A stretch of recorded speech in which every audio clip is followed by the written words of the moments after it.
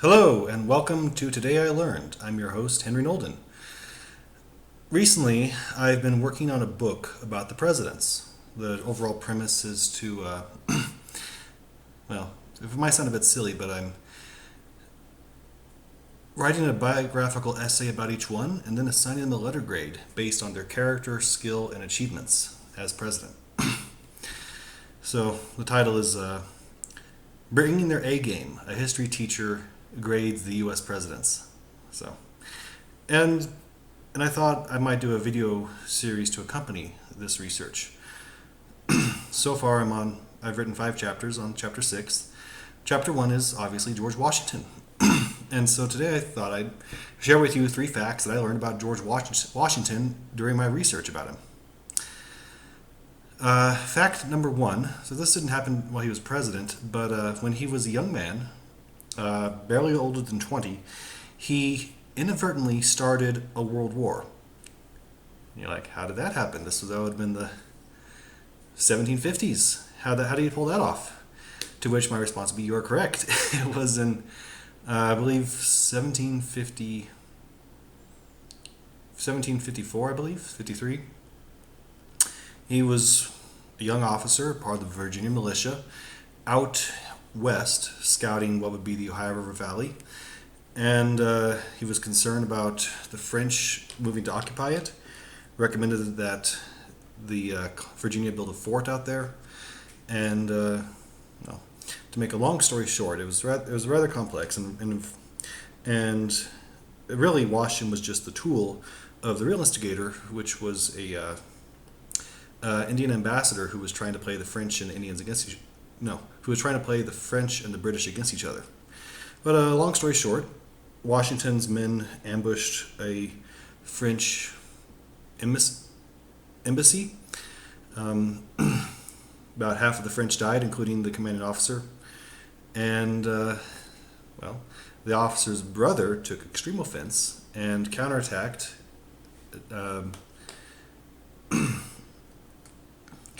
Washington and his men at the Battle of Fort Necessity in what is now, I believe, Pennsylvania, western Pennsylvania. And, yeah, Washington and his men were forced to surrender after a short battle in which they were basically taking cover while the French and their Indian allies shot at them from the trees because it was raining and the Americans' powder was all wet. And they couldn't really fight back. So Washington's French wasn't very good, and when he signed the ceasefire, he didn't realize they put in a clause where he and the British acknowledged that they had murdered a French ambassador, and which was considered cause for war. Went back to Europe. The French declared war on the English. In the United States, we call it the French and Indian War. In Europe, they call it the 7 Years' War. And it was the first war to be fought on a truly global scale. All because of Washington. So it's not a story a lot of people know about him. The second fact about him is more trivia. Apparently he was a ginger. We all see these pictures of him wearing a white wig. Well, under that wig, he was a redhead. And so that one's a freebie. While he was president, well, something about his presidency a lot of people don't know. He was not just the first American president, he was the first president, period, of any country. The United States was the first, not the first republic, but it was the first one for whom their leadership was a president, for lack of a better term.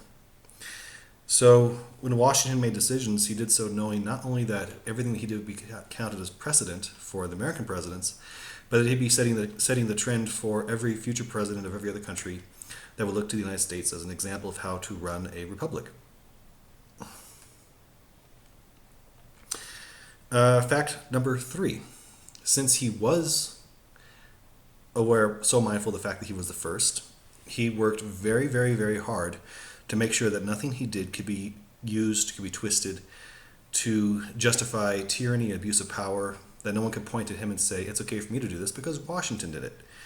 Everything from setting the tone for our foreign policy for the better part of 100 years to ending his presidency after 2 terms. He could have easily won for a third term, but he did not want to establish the precedent of a president being able to serve as long as they are physically capable. That they ought to step down after 2 terms, because that's too much power for any person. And that wouldn't even be considered being challenged until Grant, wouldn't be actively challenged until Theodore Roosevelt, and would not be successfully challenged until Franklin Roosevelt.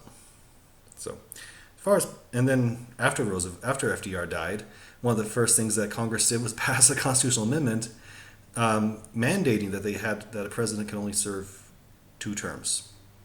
So, all in all, I really enjoyed learning about him. I think he was a great man, and a flawed man. No one was more aware of that than the man himself. And yeah. So next one we'll talk about John Adams. So until then, take care, and I hope to see you in the next video. Bye.